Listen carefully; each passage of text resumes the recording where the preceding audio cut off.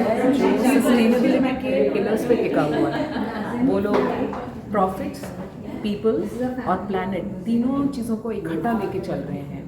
और एक ऐसा कॉन्सेप्ट है नेटवर्किंग में, जिसमें networking is not about who you know, but networking is how you connect with people and what value you create for not just for people but the whole planet as such। उनकी जो philosophy है वो बहुत global level पे वो सोच रहे हैं, तो वो लोकल अपनी जड़ों से जुड़े हुए हैं और वो ग्लोबल लेवल पे उनकी सोच हो रही है। So I think it's a fabulous initiative and congratulations to Harsh bhai and Alka and Tasneem for conceiving this idea and creating a platform that is so unique and so powerful at the same time। आपकी book launch हुई है, बताइए book के बारे में क्या है? हाँ, इस बुक का नाम है कॉल मी क्लूना, जो जेनेटिक इंजीनियरिंग और क्लोनिंग के बारे में बात करते हैं। It's inspired by real events but it's written as a drama, it's a fiction thriller, so fast-paced fiction thriller। The intention of writing this book is to talk about this whole practice of genetic engineering and how it could potentially be misused, and how cloning, it's about how animals have rights, and in this it emerges कि एक concept होता है sentient being होने का, मतलब कि हम जब समझते हैं हम ह्यूमन हैं तो बाकी सब एनिमल्स हैं, right? But UK and US में यूके एंड EU में ये कॉन्सेप्ट उन्होंने लॉ लगाया है कि एनिमल्स को सेंटिएंट बीइंग कैटेगरी में डाला गया है, विच मीन्स व्हाट, उनकी फीलिंग्स होती हैं, उनके भी हक होते हैं, उनको भी पेन फील होता है, उनको भी बीट्रेयल फील होता है, उनको पूरी तरह से फ्री रहने का अधिकार है, तो वो अधिकार दिया गया है। तो ऐसा नहीं है कि वो फूड के पर्पसेस के लिए यूज़ नहीं होना चाहिए बट वो रेगुलेशंस उसके लिए बनानी पड़ेंगी। और India is a world leader let's say in dairy production, तो ये हम लोग को इसमें लीड लेनी चाहिए ताकि हम दुनिया का मार्गदर्शन कर पाएँ कि किस तरह से 32 कंट्रीज में सेंटिएंट बीइंग वाला लॉ अडॉप्ट कर रही है।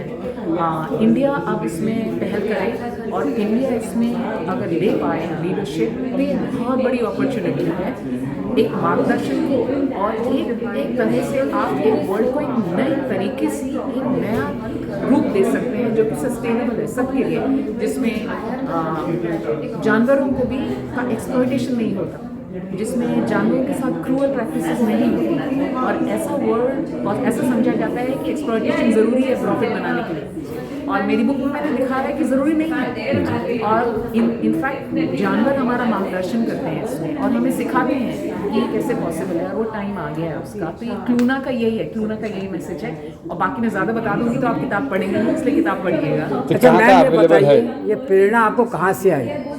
असल में मैं सस्टेनेबिलिटी में बहुत सालों से इस स्पेस में काम कर रही हूँ, और मैं ड्रामा भी करती हूँ, मेरी एक ड्रामा कंपनी है साइड में।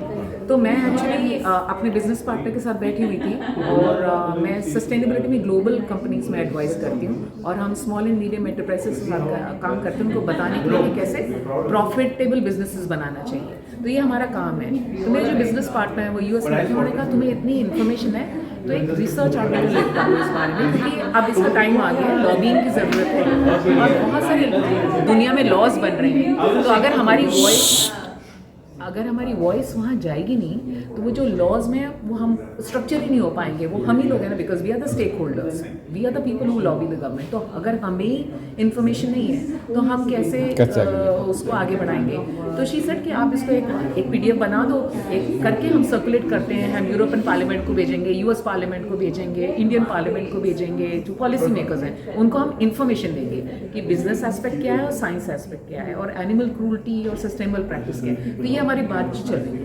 अब हमने वो रिसर्च पेपर लिखना शुरू किया, लिखते वक्त मुझे लगा अरे हाउ बोरिंग, क्योंकि वो जो मेरे ड्रामा का जो मेरा अंदर कीड़ा है वो मुझे लगा कि ये जो है इसको एक अच्छे सा किताब में इसको परिवर्तित करके एक ड्रामा फॉर्मेट में किया जाए। तो ये जो मेरी बात है जो मैं कहना चाह रही हूँ अपने दोनों से, एक प्लेटफॉर्म बनाया, मेरा भी अपना प्लेटफॉर्म है, आई हैव अ वेबसाइट, मैं ये बात बहुत सालों से कहना चाह रही हूँ मगर मुझे प्लेटफॉर्म नहीं मिल रहा था।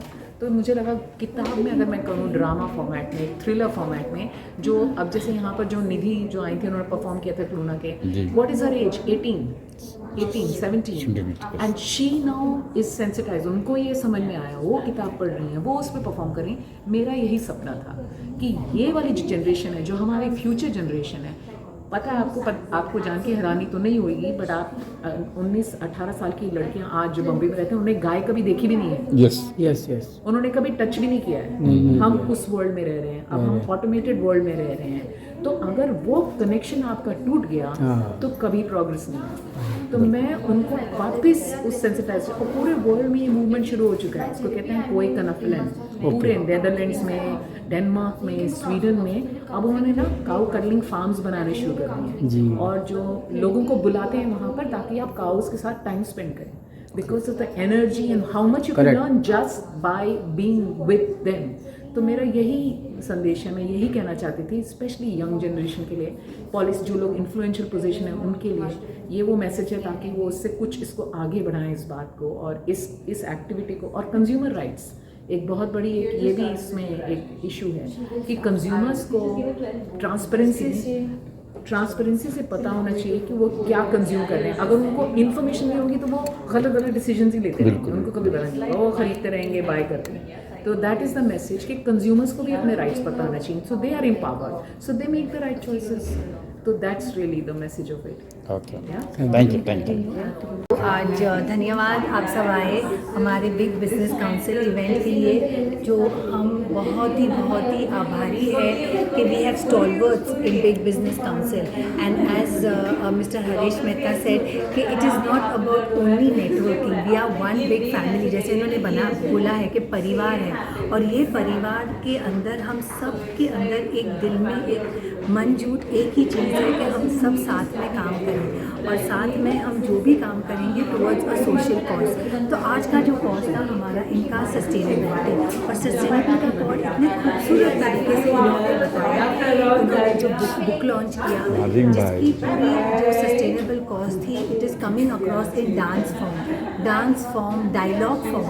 इतने सारे डायलॉग थे जो हमारे एस्टीम गेस्ट ने बताए हमको कि always there is going to be a dialogue. Break through करना है या डिस्ट्रप्टिव इनोवेशन करना है आपको तो टेक्नोलॉजी चाहिए, राइट? लेकिन अगर वो डिस्ट्रक्टिव हो रही है, so is it going to be helpful for the future? Same thing as a fashion designer, question mark उठता है, स्लो फैशन है कि फास्ट फैशन है। लेकिन हमको सब चाहिए कि हम एकजुट मिल के we promote causes. Thank you very much, and एक और बार welcome to big business council. Thank you.